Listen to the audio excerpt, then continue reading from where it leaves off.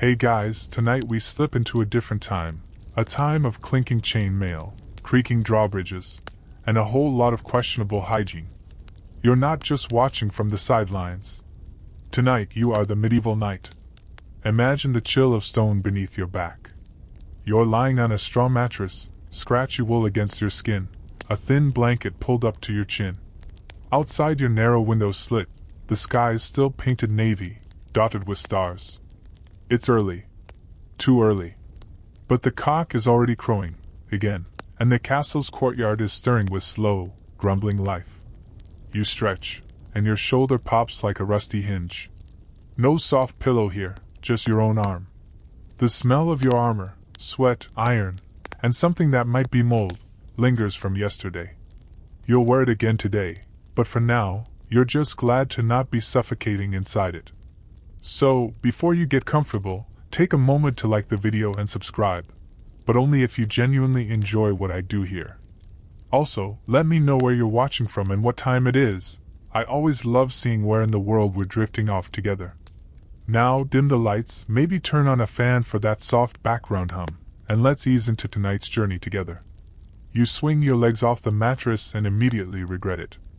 Your feet hit the cold floor and your calves remind you that yesterday's ride wasn't exactly gentle. But a knight doesn't whine, at least not out loud. You tug on your linen undertunic, still damp from last night's sweat, and layer your padded gambeson over it. It's like wearing a quilt that's been beaten with sticks and left in the rain. Your squire barges in. He's 14, eager, and constantly smells like boiled onions. He hands you your greaves with a grin. "Mornin', milord." You grunt in return. This morning's task? Patrol training. Again. Because being a knight isn't all battlefield glory. Most days, you're more of a mobile landlord with a sword than a shining hero.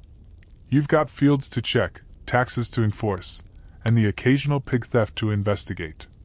Nothing says chivalry like chasing a farmer who stole his neighbor's goat because it looked at him funny. But before you even get to all that, there's the morning ritual. Not prayers, yet, but the quick inspection of your gear. Your sword needs oiling, your mail has a suspicious rust patch, and your helm has developed a dent the size of an egg. Probably from that friendly, sparring match yesterday. Remember? The one where Sir Baldwin, accidentally, elbowed you in the jaw. Yeah, he owes you ale for that. You trudge down to the hall, and the castle is just beginning to hum. Fires are being lit, servants whisper as they pass, and somewhere a dog is barking at a tapestry again. You glance at it, it's just a picture of St. George. The dog clearly has opinions. The main hall is dim, the fire barely catching. A few other knights are already awake, hunched over mugs, faces pale in the firelight. No one talks. You just nod at each other, part of the unspoken brotherhood of men who slept in armor one too many times. Today is no feast day, so there's no procession or court. Just you, your squire, and the business of survival. Remember, this is a world without coffee. Let that sink in. No espresso, no oat milk latte. Just barley water or a splash of mead if you're lucky. And now, the real glamour begins, latrine duty. Because yes, knights do poop. You shuffle outside with your squire in tow, the morning air slicing through the castle's damp corridors. The garderobe is perched precariously over the outer wall, basically a stone bench with a hole in it. The low? Gravity and regret. And in winter? Historians still argue whether knights used fur-lined seat covers or just froze like everyone else. Either way, you do your business with one hand on your sword and a paranoid glance over your shoulder. Nothing says vulnerability, like chain mail around your ankles. Finished, you return to the yard, where training has already begun. The clang of steel echoes in the courtyard, punctuated by the occasional grunt or curse. You grab a practice sword, its worn grip familiar, and square off with Sir Roland, who's already sweating through his tunic. You exchange blows, controlled, rhythmic, brutal. He lands a hit on your shoulder. You pretend not to feel it. He knows you did. This isn't just warm-up. This is life. Muscle memory keeps you alive. And you know, deep down, that every bruised rib is a small down payment for that one day you'll need to deflect a real blow with no time to think. By mid-morning you're soaked through. Your gambeson clings like wet dough, your arms shake slightly, and your squire offers you a rag with the enthusiasm of someone handing over a crown. You take it. Wipe. Nod. You may never say thank you, but you're not a monster. And just when you think you've earned a break, there's a summons. The Lord wants to see you. Something about land disputes. Again. You sigh, adjust your sword belt, and prepare your "Yes, my lord" face. Because this is a huge part of being a knight. Not the battles. Not the banners. But the long, slow dance of feudal loyalty, politics, and people who won't stop arguing over whose cow wandered into whose cabbage patch. Still, as you head inside, there's a strange kind of satisfaction in the rhythm of it all. The aching joints, the muddy boots, the morning swordplay, even the passive-aggressive squabbles between vassals. It's not glorious, but it is real. And spoiler alert, you probably won't survive this lifestyle past 50. But hey, if you're going to go out, at least go out swinging, or arguing about cabbage. The hall is warmer now. A few more torches flicker along the stone walls, casting long shadows across tapestries that haven't been washed since your grandfather's time. You walk past one, some heroic scene stitched in clumsy thread. A knight slaying a dragon. You snort. Dragons? You're lucky if your biggest enemy today isn't indigestion from last night's salted trout. You stop before the dais, where your lord lounges with a cup of something steaming, probably spiced wine, which he insists is just for the throat, but drinks like it's a hobby. His beard is immaculate. Suspiciously so. You suspect one of the kitchen maids trims it daily. You bow, not too deep, not too short. The right mix of respect and, "I've taken a lance to the stomach for this place." He sighs and gestures. Two farmers. Land dispute? Sort it. You nod because of course. And just like that, you're not a war hero. You're Judge Judy in plate armor. You spend the next half hour refereeing a very heated, very loud disagreement over a 5-foot strip of turnip-growing mud. One man has a wax tablet showing old rights. The other waves a stick that apparently marks ancient boundaries. Your patience wears thinner than your old chain coif. Eventually, you rule in favor of the one with fewer visible teeth, less likely to argue, more likely to nod and leave. Your lord nods in approval, possibly because he didn't have to listen to any of it himself. You leave the hall, and as the wooden door swings shut behind you, your stomach growls like a war horse in a thunderstorm. But breakfast has to wait. There's one more stop, the chapel. Because being a knight isn't just about swords and horses, it's about oaths. Specifically, your oath of chivalry. The code. The rules. The behavioral guidebook no one really follows but everyone quotes when it's convenient. You kneel at the altar, still sore from drills, your armor creaking as you bow your head. A thin shaft of light filters through the stained glass above. The image? Saint Maurice, dark-skinned and regal, a Roman soldier turned Christian martyr. You admire him. Not just because he died well, but because he had conviction. Maybe. Historians still argue whether Maurice was a real person, a symbolic blend of African soldiers, or just an inspirational figure invented by monks with good artistic instincts. The priest murmurs the morning blessing. You mumble along. Something about purity, justice, humility. The classics. Your thoughts drift. How many rules of chivalry have you actually followed? Protect the weak? Mostly. Serve your liege? Always. Avoid pride and envy? You've definitely envied Sir Baldwin's new warhorse. That thing practically floats over mud. Still, the oath matters. It's what separates you from the raiders and the mercenaries. From the bandits who fight for coin and vanish into the woods. You fight for honor. You fight for a cause. Or at least, that's the idea. The reality? You've also fought because someone said you had to. And sometimes because you were just bored. You rise from the chapel with knees that protest like old hinges. Your squire meets you outside, his expression unreadable. "Did you confess, my lord?" he asks with a smirk. You consider flicking his ear but settle for a grunt. The boy's too cheeky by half. Finally, breakfast. And here's the thing, medieval meals are complicated. You sit at the long wooden table with a few other knights. Everyone's sweaty, slightly bruised, and eyeing the trenchers with suspicion. A servant ladles something into a wooden bowl in front of you. It's gray, lumpy, and emits a faint steam. Porridge. Again. Always porridge. Sometimes it has bits of dried apple. Sometimes, questionable meat chunks. Today, just gray. You take a bite. It tastes like yesterday. There's also a chunk of coarse bread, half a boiled egg if you're lucky, and joy of joys, a slab of leftover salt pork. The meat is dry and requires heroic chewing. You wash it down with small beer, because yes, even breakfast involves alcohol. Not enough to get you tipsy, just enough to kill whatever was living in the water. Across from you, Sir Roland is recounting a dream involving a lady in a tower and 3 wolves. You're pretty sure the wolves represent his in-laws, but you don't say anything. He gestures with a crust of bread, nearly knocking over your beer. You glare. He grins. Friends. At the far end of the table, a younger knight is talking about courtly love, how he plans to serenade a noblewoman tonight.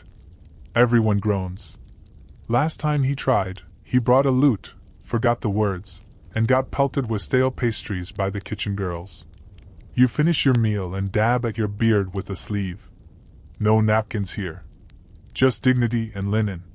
Then comes the part no one talks about, the pressure. Not from armor. From expectation. You've taken an oath that says you must be brave, loyal, honest, generous, pure. That last one is tricky. You've seen knights, accidentally, forget their vows in taverns from here to York. The code of chivalry is like an instruction manual for a piece of furniture you've already built, with missing screws. There are whispers among your peers. Some say the code is a tool for control, designed by the church and nobles to keep you behaving. Others believe it's sacred, binding, holy. Historians still argue whether chivalry was ever really followed or just used as propaganda for knights who were more interested in property than purity. You lean back, hands on your stomach, armor creaking softly. Breakfast is done. The sun is higher now, warming the stones. Birds flit along the parapets. Somewhere, a servant is chasing a chicken through the bailey. And you?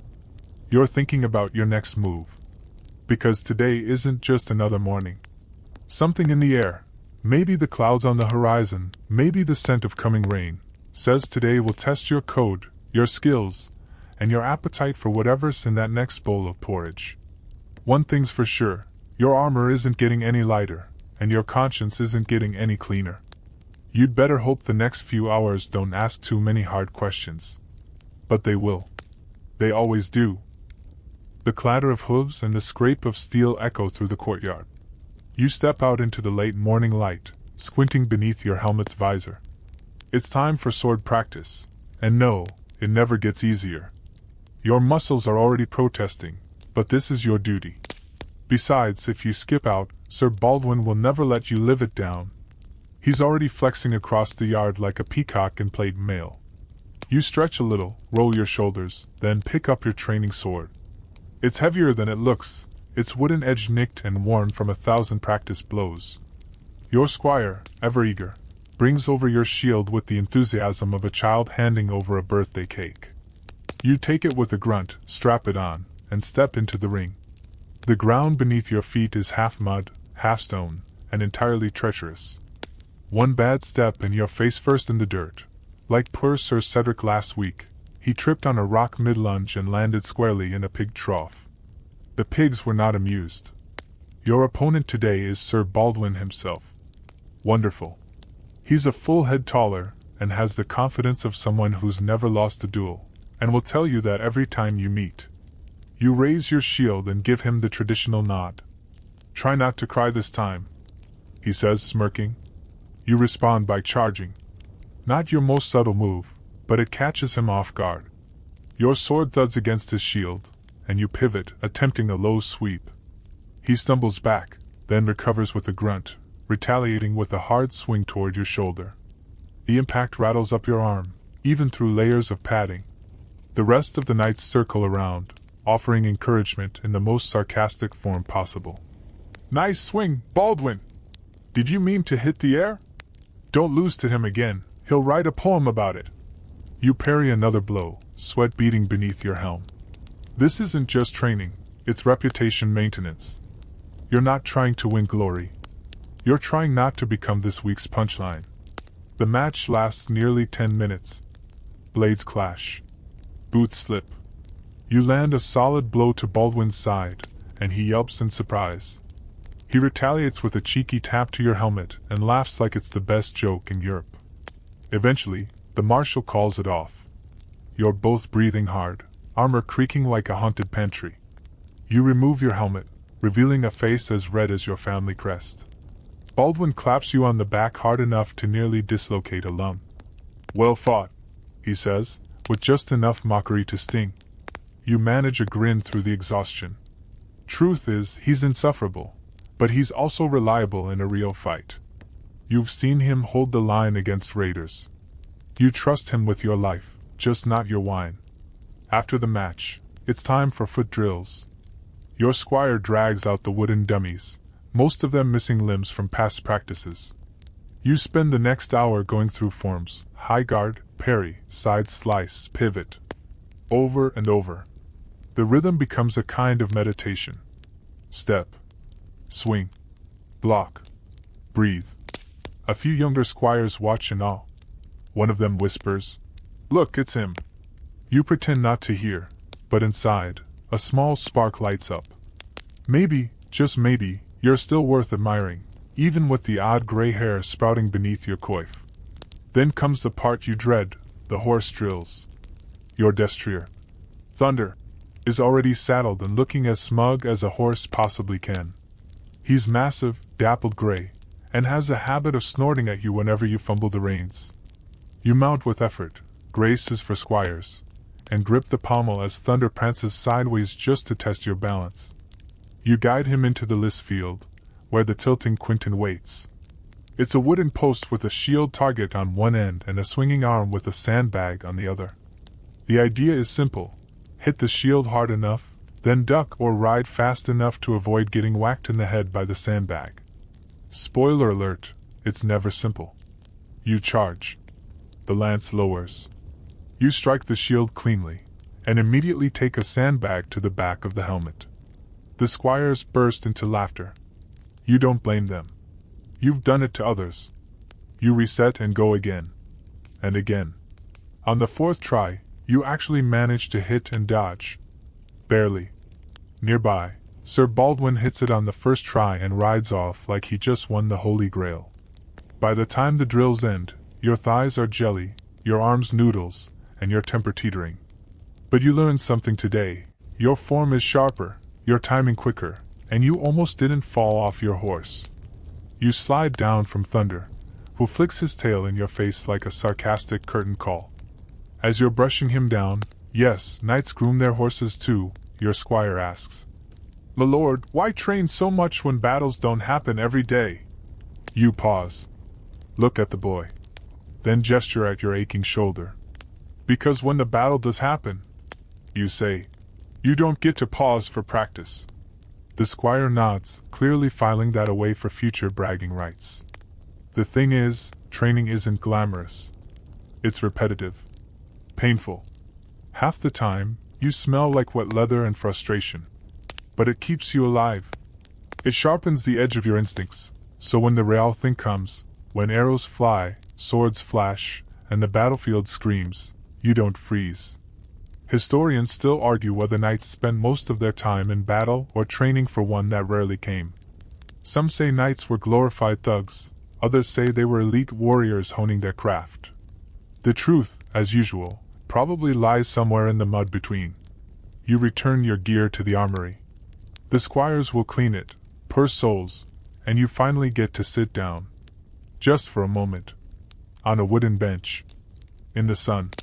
And for that single, fleeting minute, it feels almost peaceful. Until your stomach growls again, and someone yells about mystery porridge. Because of course. By midday, the sun is high and uncomfortably enthusiastic about its duties. Your tunic sticks to your back, your boots squelch with yesterday's rain, and your sword arm has all the strength of a boiled noodle. And just when you think maybe, just maybe, you'll get to sit under a tree with some bread and cheese, you hear it. "My lord! Messenger incoming!" Of course. You groan, adjust your belt, and make your way to the outer bailey, where a rider approaches in a cloud of dust and horse sweat. The poor lad looks like he's been dragged through 3 counties and a shallow bog. His cloak is torn, his eyes wide, and his horse is foaming like a tavern mug. He dismounts, kneels, bit dramatic, but you appreciate the flair, and hands over a sealed letter bearing a familiar crest, the bishop's. You sigh. That never means anything simple. You crack the seal with your thumb, scan the letter, and suppress another groan. The bishop requests your presence at a nearby monastery. Something about protecting relics of importance, and escorting His Holiness through bandit-infested woodlands. Because when you took your knightly oath, clearly you said, "Yes, I'd love to babysit sweaty priests and haul around bones in a box." Still, duty is duty. You gather a small escort, 3 knights, 6 squires, and a baggage cart that's already falling apart. It's not exactly a parade, but it'll do. The journey to the monastery should take less than a day, assuming you're not ambushed, delayed by a broken wheel, or led astray by Sir Cedric's famously terrible sense of direction. Last week he tried to lead a hunting party and ended up in a cabbage patch shouting, "Bear!" at a suspiciously shaped stump. You set out after a quick meal, bread, cheese, and something that might have once been a pear. The countryside unfolds before you in rolling hills and sun-dappled meadows, the occasional village dotting the landscape. Peasants pause in their fields to gawk at your passing train of metal-clad clunkiness. Kids wave. Pigs squeal. An old woman crosses herself dramatically, perhaps at the sight of Sir Baldwin picking his teeth with a dagger. The ride is mostly uneventful, which is almost disappointing. You half expected at least one dramatic crossbow bolt to whiz by your ear. Instead, you discuss armor polish with your companions and argue whether oatcakes count as dessert. Sir Baldwin insists they do. You remain unconvinced. Eventually, you reach the monastery, a low cluster of stone buildings surrounded by a modest wall and a particularly judgmental-looking statue of Saint Cuthbert. A monk greets you at the gate, bowing low and sniffing like he's allergic to horses or knights or both. "We are humbled by your presence," he says. You resist the urge to reply. "I wish I could say the same." Inside, the air is cool and smells of wax, parchment, and holy tension. The bishop awaits in the chapel, rosy-cheeked, round-bellied, and draped in silk so fine it probably cost more than your horse. He rises and clasps your hand, smiling as if he's doing you a favor by breathing near you. "Ah, my son," he booms. "You've come to guard the relic." You nod, and he gestures dramatically to a small, ornately carved box resting on the altar. "Within lies the thumb bone of Saint Aldwin the Resolute," he says reverently. "A powerful relic, one that must reach the cathedral in Dunhall by week's end." You stare at the box. It's about the size of a loaf of bread. You're going to risk your life to escort a thumb. Your face must show something, because the bishop adds, "It has healed the sick, repelled wolves, and once glowed in the dark." You raise an eyebrow. "Briefly," he adds.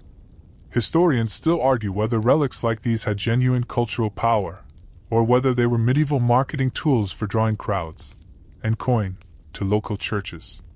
Whatever the truth, you can't deny the devotion people feel toward them. You accept the mission with as much grace as you can muster, then spend the night at the monastery, sleeping on a wooden board that calls itself a guest bed. You wake every hour thanks to the snoring monk in the next room and the distant howls of something distinctly unholy, or possibly just a very lonely goat. At dawn, you mount up again, the relic safely tucked inside a velvet-lined chest, which is itself locked, sealed, and tied to the back of your baggage cart like some sacred lunchbox. The road is rougher now. The woods close and tighter. Birds go silent when you pass. You grip your sword hilt a little tighter. This part of the country is known for bandits. Men who used to be soldiers. Or farmers. Or knights who got tired of porridge and politics and decided it was easier to take than to earn. Your instincts prove right. Midway through the forest, just as you're arguing whether the relic should be prayed to hourly, your lead scout whistles sharply. Everyone halts. Ahead, 3 figures block the path. Leather armor. Rough swords. Smirks that say we've done this before. You dismount slowly, hand on your blade, and step forward. Gentlemen, you say, trying the polite approach. Turn around. One of them snorts. We're here for the box. Of course they are. What follows is short, sharp, and ugly. Your men form a tight circle. The bandits charge. Steel flashes. Hooves churn mud. You parry one blow, riposte with another. One bandit is smarter than the rest and tries for the cart. You cut him off with a well-placed elbow and a boot to the ribs. When it's over, 2 bandits flee. One lies groaning in the underbrush, and Sir Cedric is dramatically nursing a shallow cut on his bicep, demanding wine and a poem in his honor. You check the relic. Still sealed. Still sacred. Still just a thumb. You continue on, bruised but intact. The bandits were sloppy, but you've seen worse. You've been worse, back in your younger days. But something lingers in your mind. The look in their eyes. Desperate. Hollow. Not just greed, need. Knighthood is supposed to protect people like them, isn't it? That thought stays with you as you ride into Dunhall. The cathedral towers above the town like a stone mountain. Bells ring. Clergy bow. The bishop makes a show of blessing the relic, placing it on a golden altar with all the pomp of a royal coronation. You stand at the back, helmet tucked under your arm, wondering how many more relics you'll escort before your own bones are boxed up and blessed. Evening drapes its velvet cloak over the castle walls as you trudge back to your quarters, armor clinking with each weary step. The day's heat has faded, replaced by a cool, damp breeze that smells faintly of smoke and damp straw. You drop your helmet with a sigh, wincing as your head meets the hard wooden table. You're too tired to even flinch. The candle flickers beside you, casting long shadows over the rough-hewn stone walls. Tonight, the great hall is quieter, your fellow knights scattered in smaller groups, nursing ale and tales of near misses, exaggerated feats, or just plain bad luck. The smell of roasting meat still lingers, but you already ate your fill hours ago during a hurried supper with the household. You know you should rest, but the weight of knighthood is heavy, and sleep is often elusive. So instead, you sit back and reflect on the day's strange blend of honor and horror. You remember the bishop's relic, the thumb bone, glowing faintly in its velvet-lined box, and the bandits lurking in the forest. How easy it was for desperation to twist a man's purpose, turning farmer into thief, knight into hunted. Your sword arm aches, but it's your heart that feels the real sting. A squire approaches quietly, balancing a wooden tray with a steaming bowl of broth and a piece of stale bread. "For my lord," he says softly, setting it down. You nod thanks, feeling oddly comforted by the simple act. Even in a world full of danger and duty, these small kindnesses are worth more than gold. You dip the bread into the broth, savoring the warmth and the faint taste of herbs. It's humble fare, but it soothes. Your thoughts drift to the camaraderie you share with the men, rough, sarcastic, loyal. The laughter, the arguments, the silent moments of shared fear. It's a bond forged not just in battle, but in every mundane, exhausting day like this. Historians still argue whether medieval knights were truly noble warriors or more like glorified mercenaries, but here, in this quiet moment, none of that matters. You are a knight, with all the contradictions that entails, brave and fearful, honorable and flawed. Outside, the castle guards begin their rounds, their footsteps echoing in the night. Somewhere in the distance, a dog barks. The wind carries the faint sound of a lute playing from the tavern below. Life goes on, relentless and unyielding. You close your eyes, letting the gentle hum of the castle settle around you. Tomorrow will bring more challenges, More drills, more messengers, perhaps another skirmish. But for now, you have this fragile peace. And maybe that's enough. The morning sun peeks over the horizon, casting a golden glow on the castle's weathered stones. You wake to the sharp cry of a falcon and the faint clang of the blacksmith's hammer pounding rhythmically in the courtyard below. Your body protests as you rise, every joint stiff from yesterday's training and skirmish, but you know rest isn't a luxury afforded to knights. You dress slowly, donning your gambeson beneath your chainmail. The rough fabric scratches at your skin, a small but constant reminder of your status. Leather boots thud softly as you make your way to the armory. Today's agenda: weapons maintenance. Knights might look impressive charging into battle, but much of their time is spent on less glamorous tasks, cleaning rust-off swords, patching armor, and oiling leather. You kneel by your sword, dipping a cloth into the oily mixture and rubbing the blade until it gleams. It's a tedious chore, but necessary. A dull blade in battle is a death sentence. Nearby, the blacksmith, gruff, with arms like tree trunks, grunts approvingly. "Your sword's looking sharp enough to slice bread," he says, and you chuckle. You probably won't slice bread with it, but that's the point. A curious fact floats through your mind: many knights didn't actually fight with swords most of the time. They relied on lances for charges and maces or wore hammers for crushing armor. The sword was more a symbol, a badge of honor, than a practical weapon in the chaos of battle. As you polish, your squire arranges your helmet, shield, and gauntlets nearby. The young lad's eagerness is infectious, though sometimes you suspect he's more interested in the shiny parts than the discipline behind them. You hand him a small knife and show him how to sharpen the edge carefully, warning, "Don't go stabbing anything important, lad." He nods solemnly, eyes wide, but you catch the hint of mischief. You smile inwardly. A good squire needs a little fire. The day moves slowly. You help organize the stables, inspect the horses' hooves for cracks, and listen to the rhythmic chant of monks nearby, their voices weaving through the cold stone halls like a soft hymn. Knights were expected not only to fight but to be paragons of faith and chivalry, but historians still argue how sincere that was. Were knights truly devout, or was religion another tool to justify violence and power? You shake off the thought as you step outside. The air is cool, crisp. A group of archers practices nearby, their arrows thudding into straw targets. You admire their precision. It's a different skill than your swordplay, but no less vital. Your thoughts wander to the meals you eat here. Much of it is simple: stews, hard bread, cheese, and occasionally meat. The kitchen smells of herbs, smoke, and something you hope is freshly baked. You wonder how many nights throughout history dreamt of a hot meal without the worry of a battle tomorrow. The idea of comfort seems almost alien in this life of constant preparation and conflict. The sun climbs higher. Sweat beads on your brow beneath your coif. You wipe it away and remind yourself, honor isn't just about glory. It's about endurance, patience, and sometimes, just making it through another day without falling on your face, or getting eaten by wolves. You glance toward the horizon, where dark clouds gather ominously. The weather's about to turn. And with it, so might your fortunes. The storm arrives just as you're finishing your midday meal, a hearty stew of barley, onions, and what might once have been beef, thick and murky like the clouds now rolling over the hills.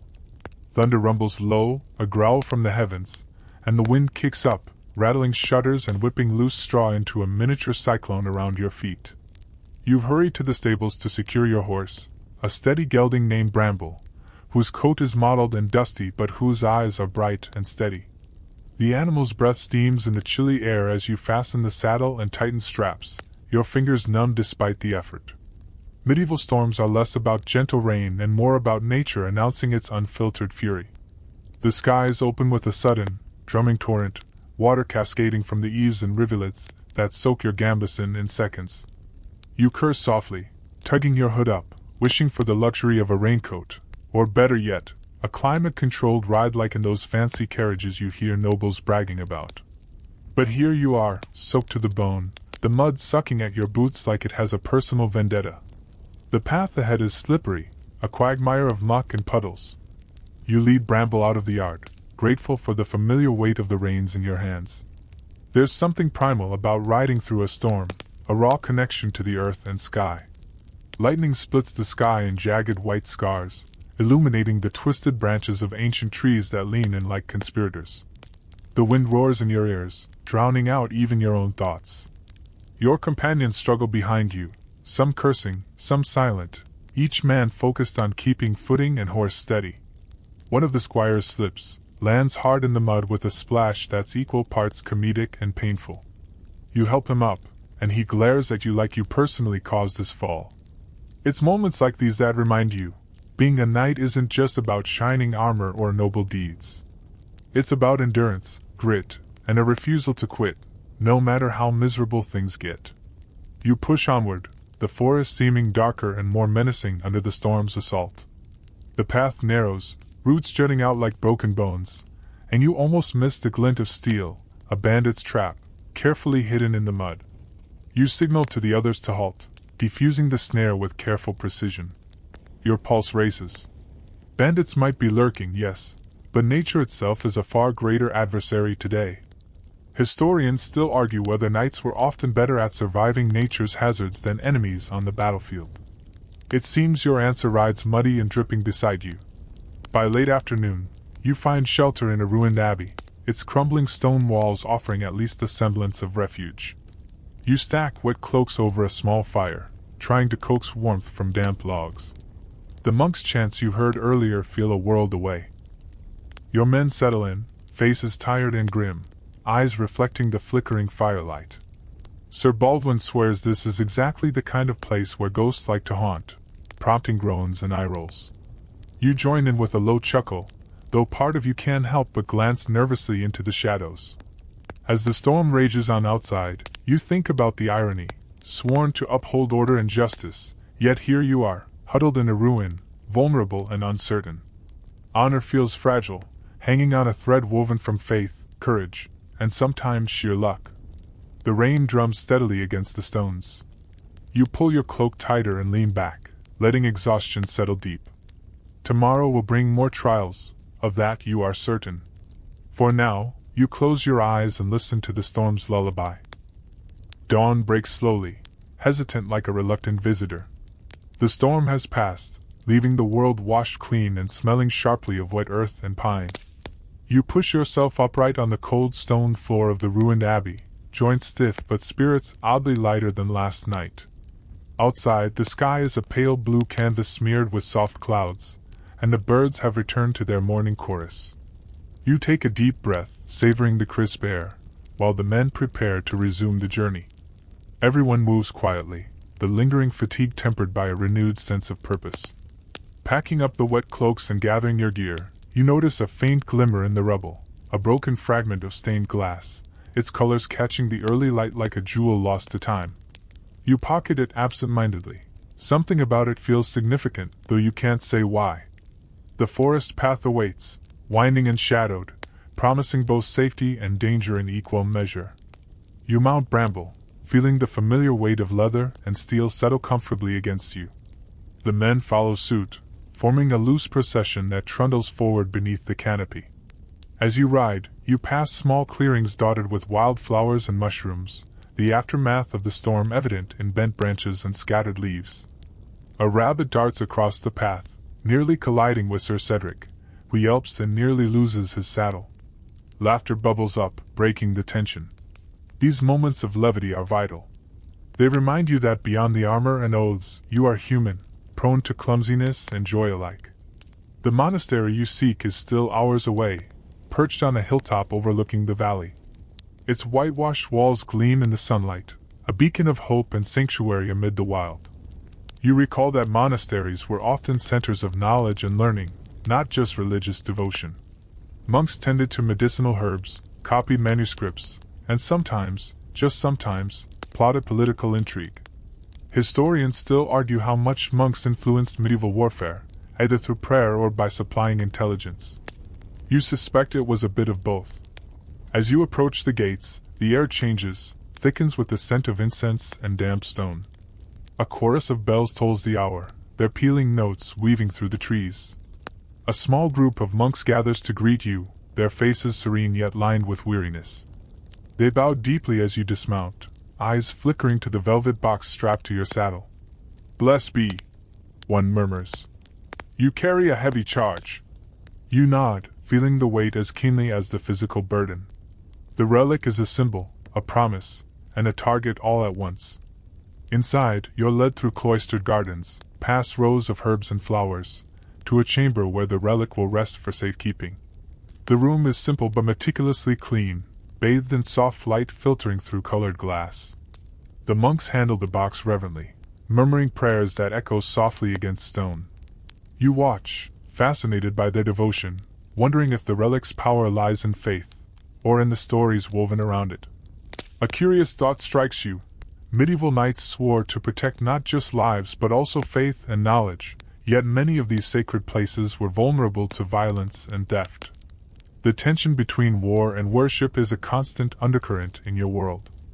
After the relic is secured, the abbot invites you to share a meal and rest before your return journey. The food is simple but nourishing: fresh bread, stewed vegetables, and a pot of herbal tea that warms your hands as much as your throat. You sit with the monks, listening to their quiet conversations about scripture, weather, and the strange habits of passing travelers. One elderly brother shares a story about a holy relic that supposedly cured blindness, though some say it was a clever trick involving crushed gems and good timing. You smile, appreciating the blend of myth and reality that colors your life. As the afternoon fades into evening, you step outside to watch the sun set behind the hills, painting the sky in shades of gold and rose. The day's journey feels both distant and immediate, like a dream you can almost touch. You tuck the shard of stained glass safely in your pouch, a small token of this strange, beautiful world where honor and horror coexist in the same breath. The evening settles softly, a gentle hush draping over the monastery grounds as shadows lengthen and mingle with the fading light. You find yourself wandering the cloistered walkways, your footsteps muffled by centuries-old stone worn smooth under countless feet. The air is cool now, carrying the faint scent of lavender and burning tallow candles. Somewhere nearby, a choir of monks hums a low, soothing chant, their voices blending with the occasional rustle of leaves stirred by a lazy breeze. You pause beside a small fountain, its waters trickling in a rhythmic murmur, and let your fingers trail through the cool spray. It's a moment of peace, rare and precious in your turbulent life. Yet beneath the calm, your mind races. You think of the battles ahead, the political intrigues simmering beneath the surface of noble courts, and the unyielding weight of your oath. It strikes you how often knights are portrayed as fearless heroes, but the truth is far messier. You wrestle with doubt, fatigue, and the sometimes hollow nature of honor. The ideals you've sworn to uphold often clash with the brutal reality you face daily. A curious tidbit surfaces, a forgotten practice of medieval knights who carried small touch pieces, coins or tokens believed to carry healing powers from saints. You finger the amulet tucked beneath your gambeson, a silent reminder of faith's place in your armor. Historians still debate the extent to which such superstitions influenced knights' courage versus genuine piety. You suspect it's a mix, faith mingling with fear and hope in equal parts. Your thoughts drift to the squires under your charge, bright-eyed, hopeful, yet unaware of the heavy burdens ahead. You wonder what advice you would give your younger self, standing at the cusp of this demanding path. Suddenly, the sound of footsteps interrupts your reverie. It's Brother Thomas, the monastery's infirmarian, carrying a small bundle of herbs and salves. He offers you a knowing smile and a flask of something herbal and bitter. "For the aches," he says quietly. You accept gratefully, the warmth spreading through your chest more than just physically. You find a bench and sit, savoring the fading light and the rare kindness. The world outside may be brutal, but here, for a moment, compassion is its own kind of armor. As night deepens, you rise and head back to your quarters, the familiar weight of your sword and shield grounding you. Outside, stars prick the velvet sky, ancient and indifferent. You lie down on your straw-filled mattress, the distant call of an owl echoing through the night. Your thoughts slow, drifting between memory and dreams. And somewhere deep inside, a quiet hope persists, that tomorrow might bring not just another day of survival, but a chance for something more. Morning breaks with a soft, gray light filtering through narrow windows, dust motes dancing lazily in the chill air. You stretch beneath your rough linen sheets, the familiar ache in your muscles a constant companion. Another day to live up to the heavy title you carry. The monastery is already stirring. Footsteps echo in the stone corridors, a chorus of muted prayers, the clatter of dishes being stacked and carried. You pull on your worn leather boots and gather your gear, the scent of damp earth and wood smoke following you like a loyal hound. Outside, the sky is overcast but steady, no threat of sudden storms today, thankfully. You mount Bramble, who snorts softly, impatient for the journey ahead. Your destination is a nearby village where the Lord has requested your presence. Word has reached the monastery of growing unrest, disputes over land, whispers of rebellion, and rumors that bandits may be stirring again in the dark woods beyond the hills. You feel that familiar knot tighten in your stomach. Duty calls, and it often feels like walking a razor's edge between peace and chaos. As you ride, you notice the village coming into view, thatched roofs cluster tightly together, smoke curling from chimneys, the faint hum of daily life continuing despite the threats looming nearby. Children play near a well, their laughter piercing the quiet like bright arrows. You remember hearing that many knights were often more involved in governance and diplomacy than outright fighting, acting as enforcers of the Lord's will or mediators in disputes. A curious balance of sword and speech.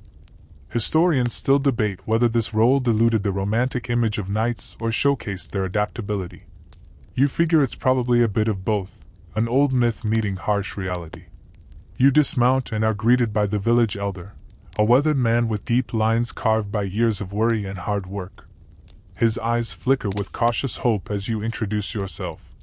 Inside the modest hall, you listen to complaints and grievances, land disputes that have turned violent, thefts blamed on desperate souls, and fears that the Lord's forces may be stretched too thin to keep order. You think of the relic, safe behind monastery walls, and wonder how such symbols of faith and power ripple out into the lives of common folk. After hours of listening, negotiating, and planning, you step outside. The sun breaks briefly through the clouds, spotlighting the village in a soft, hopeful glow. As you prepare to leave, a small boy tugs at your sleeve, offering a crudely carved wooden sword. "For when I grow up," he says solemnly. You smile and ruffle his hair, feeling a pang of something deeper than duty, perhaps a glimpse of legacy. The ride back is quieter, contemplative. The village recedes behind you, but its people's hopes and fears settle heavily in your mind. Tomorrow, you know, will bring more challenges. But for now, you carry the weight of their trust, a burden you will bear with every step. The next morning greets you with a faint chill, the kind that nips at exposed skin and warns of winter's approach. You rise before dawn, the sky still swaddled in inky darkness, and prepare for a day of rigorous training with your men. The courtyard is alive with movement, squires sprinting awkwardly, archers drawing bows with focused intensity, and your fellow knights sparring with wooden swords that thud and clang against padded armor. The air smells of sweat, leather, and freshly turned earth. You join in, muscles tightening as you practice parries and thrusts. Swordplay isn't just a display of strength, it's a dance of precision, timing, and instinct honed over countless hours. Your instructor's sharp eyes miss nothing, correcting your stance, reminding you that even the smallest mistake could prove fatal. It's here, amidst the clangor and grunts, that you find a strange camaraderie. The battlefield will be brutal, but these moments forge bonds that might just save your life one day. A quirky historical fact floats through your mind. Some knights carried love tokens, small gifts or pieces of cloth from their ladies, to inspire courage. You glance at the worn ribbon tucked into your breastplate, a faint smile touching your lips. Historians still argue whether these tokens were mere superstition or truly boosted morale. You lean toward the idea that hope, however fragile, is its own kind of weapon. The day stretches long, sweat soaking your tunic and sunburn warming your neck despite the cool breeze. Training is interrupted briefly by the arrival of a royal messenger, a sharp-eyed youth bearing news from the king's court. The message is terse but urgent.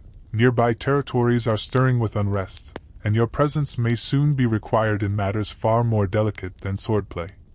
As the sun dips low, You gather your gear and retreat to your quarters. Your mind churns with strategy and the weight of impending responsibility. Before sleep claims you, you catch sight of the small wooden sword given by the boy in the village. It sits quietly on your table, a simple reminder that beyond honor and horror lies the fragile thread of human connection. Tonight, as you lay your head down, you wonder what battles tomorrow will bring, and whether courage alone will be enough. The morning air carries a hint of smoke and something sharper, an acrid reminder of the ongoing conflicts that stitch the realm's tapestry with fear and violence. You saddle up early, your armor lighter than battle weight but no less imposing, and prepare to journey toward the king's court. The road ahead is a patchwork of muddy ruts, rocky outcrops, and narrow passes where ambushes are always a threat. You lead your small escort, scanning the tree-line for any signs of movement or glint of steel. As you ride, your thoughts drift to the role of knights as diplomats and emissaries, less the romanticized warriors charging into battle and more the political chess pieces in the kingdom's intricate game. It's said that knights were often trained not only in combat but also in etiquette, languages, and the subtle art of persuasion. You smile wryly, recalling your own struggles with courtly manners, preferring a straightforward swing of the sword over whispered intrigues. Historians still debate how much influence knights wielded in political decisions versus being mere messengers of their lord's wills. You guess the truth lies somewhere in between. Midway through the journey, your party stops at a bustling market town, where merchants hawk wares ranging from fragrant spices to forged iron tools. The mingling scents of fresh bread, livestock, and smoky hearths fill the air. Here, you encounter a traveling storyteller who weaves tales of knights and dragons, of honor won and lost. His audience is rapt, and for a moment, you envy the simplicity of legend over the complicated, often grim reality you live.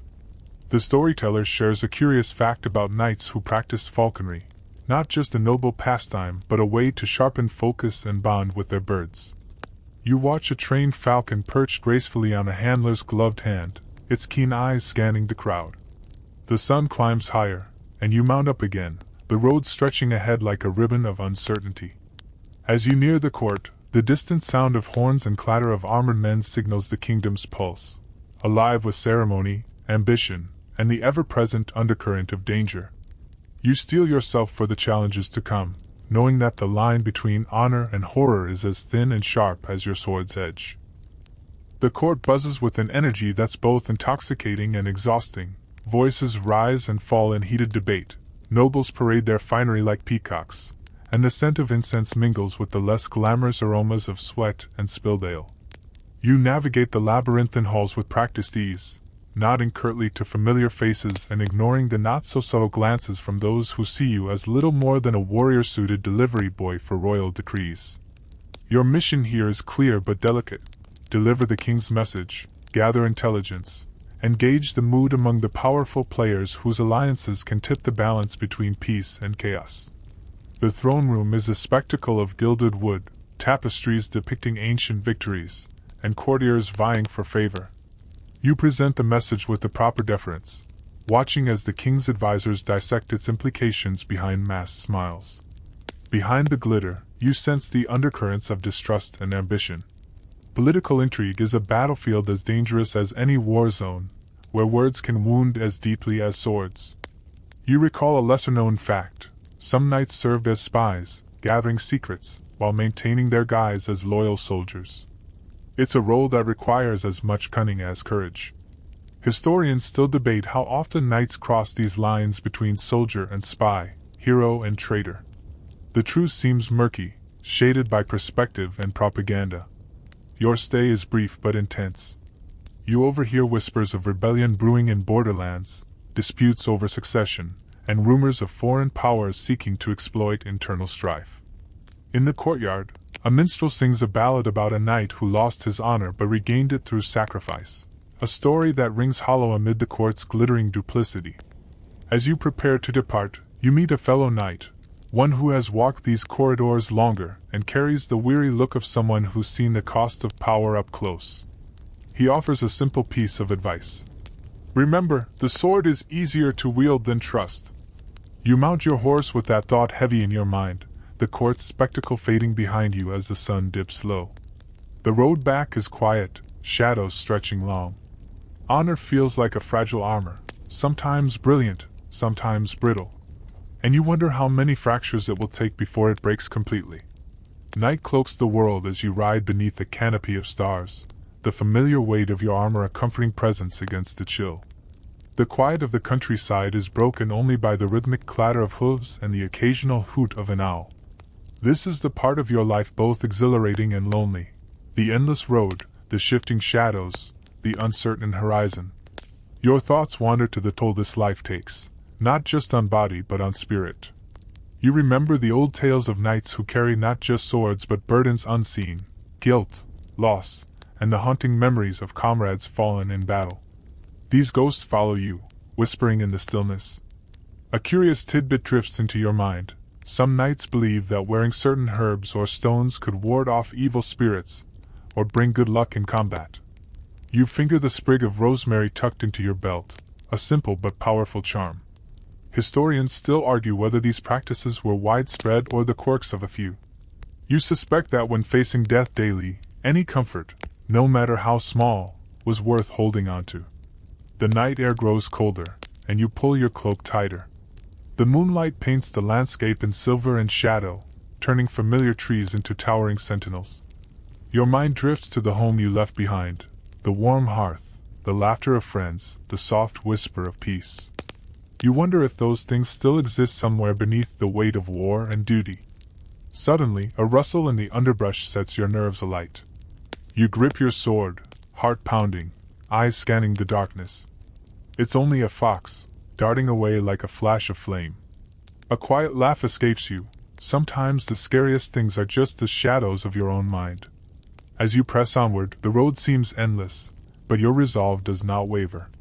You carry not just steel but stories, hopes, and the fragile thread of humanity that separates you from becoming a monster. And that, perhaps, is the true measure of honor. Dawn is a muted promise as you approach the castle gates, the towering walls both a fortress and a cage.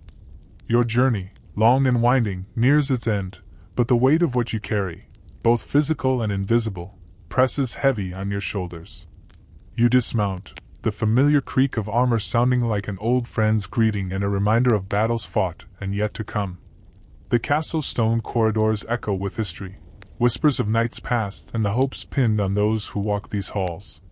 The relic, safely delivered to the keep's chapel, rests beneath layers of velvet and faith. Its presence is a quiet testament to the intertwining of devotion and duty that defines your existence. You reflect on the path that led here, the muddy roads, the quiet moments in monasteries, the heated debates at court, and the endless nights under the stars. Each step etched with both honor and horror, intertwined like twin threads of a tapestry.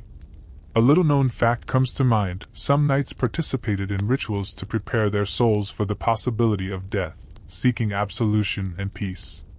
You recall the prayers whispered in the monastery's stone chambers, their words lingering in your memory. Historians still debate how these spiritual practices shaped knights' mental resilience versus serving as mere tradition. You feel they were both armor and refuge. As the day fades, you find a quiet spot overlooking the valley, the sun casting long shadows over the land you've sworn to protect. The wind carries the scent of pine and distant fires, a reminder that peace is often fleeting. You sit, the weight of your sword resting against your shoulder, and let the silence wash over you. The stories, the struggles, and the fleeting moments of grace swirl together in your mind like a half-remembered dream. In this twilight hour, you understand that being a knight is not just about battles won or lost but the courage to face both the light and the darkness within. Your journey may be ending, but the story, your story, lingers on, whispered in the wind and etched into the stones beneath your feet. Now, as the world quiets around you, let your breath slow and your thoughts soften. The day's weight slips away like shadows retreating before dawn's gentle touch. Feel the calm embrace the spaces between your heartbeat and the soft rustle of leaves outside your window. You've walked through a world of steel and faith, honor and horror, and emerged on the other side still whole. Let that thought cradle you into rest, the promise that no matter the battles faced, there is always a moment of peace waiting to be found. Close your eyes. Let the steady rhythm of your breath carry you deeper into the night, where dreams weave tales of courage, hope, and quiet strength. Sleep well, traveler. Tomorrow is another journey, but for now, the night holds you gently.